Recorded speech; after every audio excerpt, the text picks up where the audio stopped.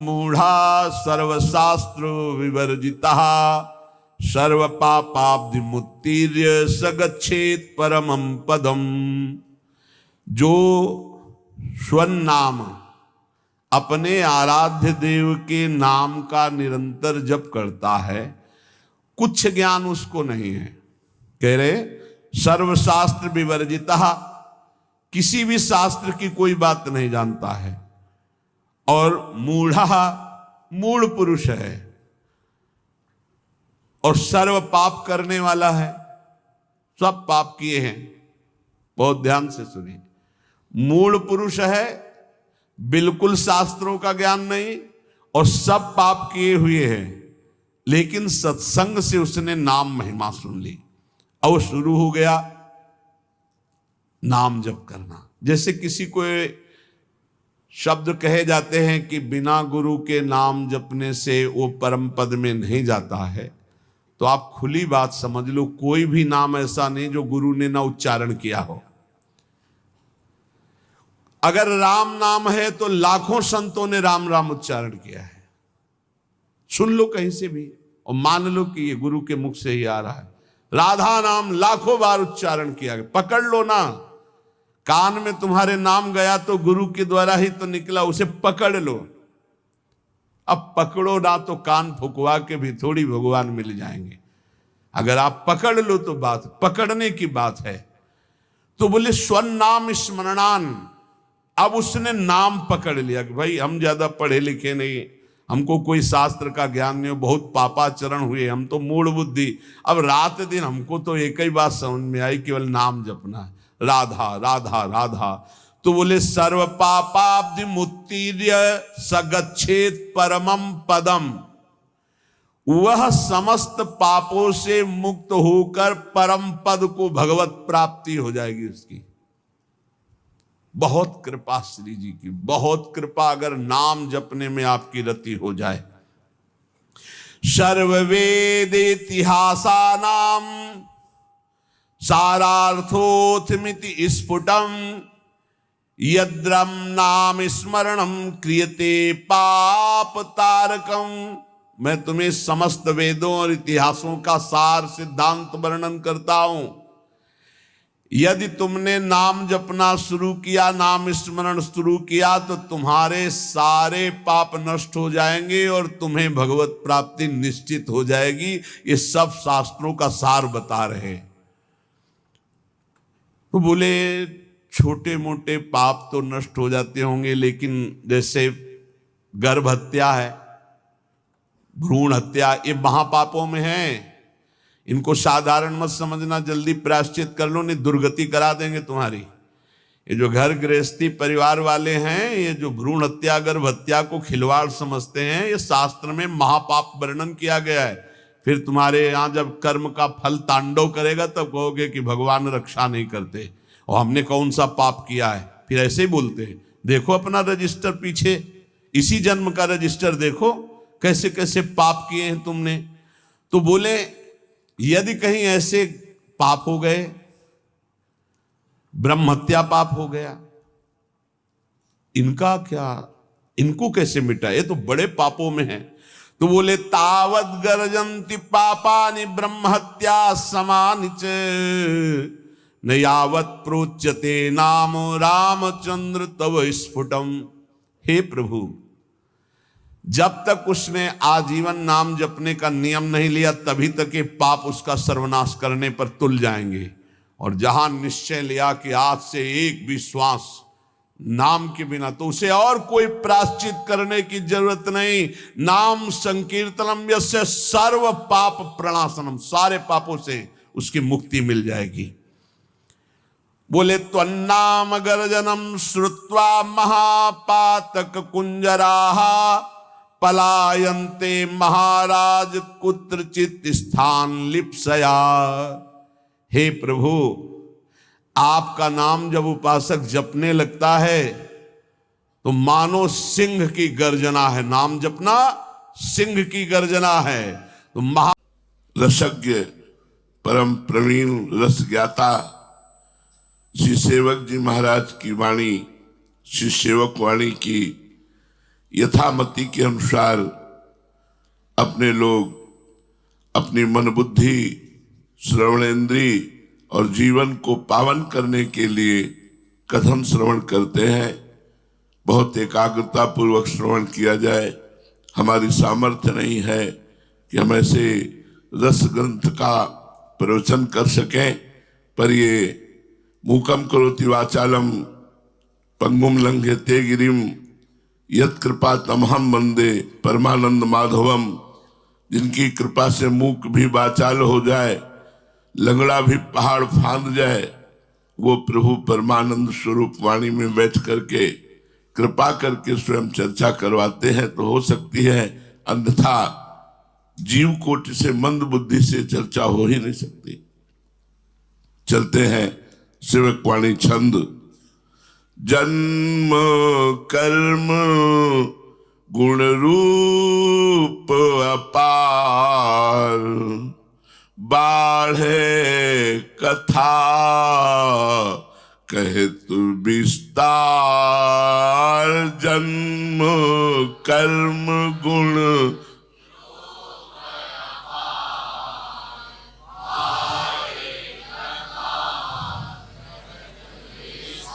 बार बार सुमिरन करो, बार बार सुमिरन करो, बार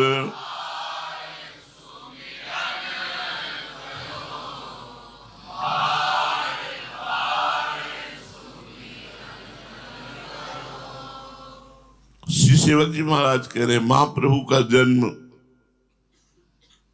महाप्रभु का कर्म, महाप्रभु का गुण, महाप्रभु का रूप, महाप्रभु की उदारता अपार है। अगर मैं इसका अलग अलग वर्णन करने लगूं तो कथा बहुत बढ़ जाएगी। पहले छंद में वर्णन किया नाम प्रियता, नाम की आसक्ति। दूसरे छंद में वर्णन किया प्रभाव, संपूर्ण वृंदावन सखा सखी सब हरिवंश चंद्रजू का है। जैसे प्रभु और ईश्वर एक ही तत्व के पर्यायवाची नाम है, जैसे विश्वंभर सब जग को प्रकाशित करता है, वैसे ही प्रभु ईश्वर विश्वंभर हरि हरिवंश, ये दो ही कहना अन्यथा तत्व का वर्णन किया। तीसरे में महाप्रभु के जन्म कर्म गुण रूप अपार, इसका वर्णन किया। महाप्रभु का जन्म, महाप्रभु का प्रादुर्भाव निकुंज से हुआ है।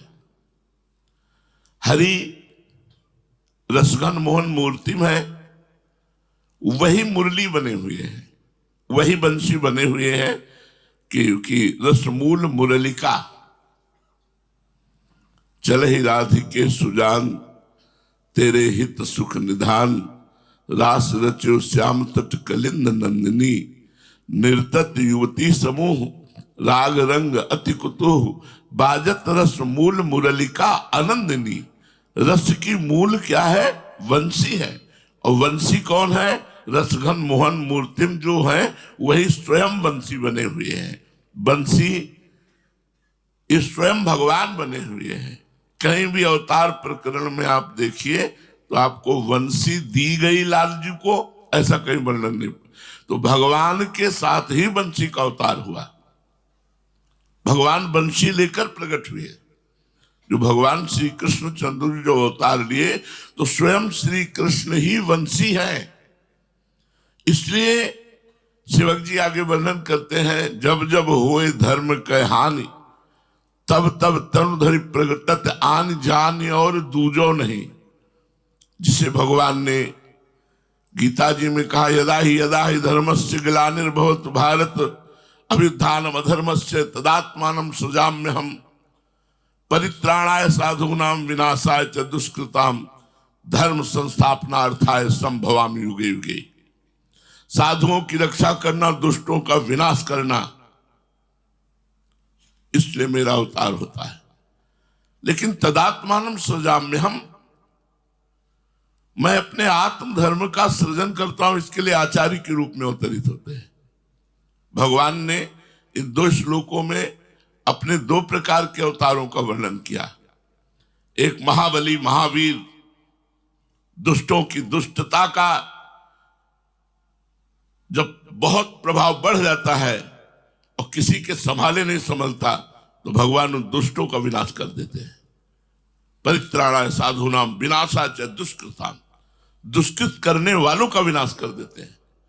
और एक भगवान का अवतार होता है तदात्मानम सृजाम्यहम्, अपने आत्मधर्म अर्थात प्रेम का, अर्थात भक्ति का, ज्ञान का, वैराग्य का, योग का, ये तदात्मानम है।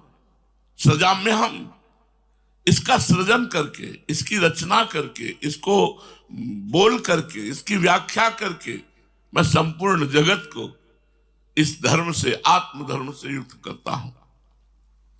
तो भगवान का जो अवतार है वो 2 प्रकार का होता है, एक आचार्य रूप में और एक भगवान रूप में। जब भगवान रूप में होता है तो दुष्टों का विनाश होता है, संतों की रक्षा होती है। और जब आचार्य रूप में होता है तो दुष्टता का विनाश होता है, उसे साधु बना दिया जाता है। उसकी दुष्टता का विनाश करके उसे साधु बना दे। तदात्मानम सृजाम्यहम्, उसके हृदय में अपने आत्म प्रेम का सृजन कर देते हैं, जैसे नरवाहन आदि बड़े उदाहरण हैं। एक समय दिव्य रास हो रहा था। श्री ललिता जी ने उस रास रस का वर्षण जब देखा कि संपूर्ण निकुंज उस रास रस में उन्मत्त हो रहा है, प्रेमोन्मत्त हो रहा है, तो उनको लगा कि इस रस का जन समाज कैसे पान करे मृत्यु लोक में।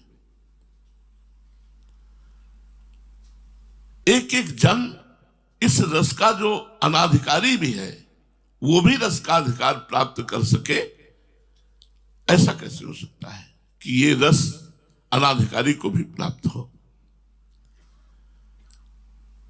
श्री ललिता जी ने स्वामिनी जी से प्रार्थना की। श्री रूपलाल गोस्वामी जी ने एक पद में वर्णन किया, व्यास नंदन व्यास नंदन व्यास नंदन गाइए, जाको हित नाम लेत दंपति रति पाइए, रास मध्य ललितादिक प्रार्थना जुकीनी, करते सुकुमारी प्यारी बंसी तब दीनी, सोई कलि प्रगट रूप वंशी बपुधार्यो, कुंज भवन रास रवल त्रिभुवन विस्तार्यो।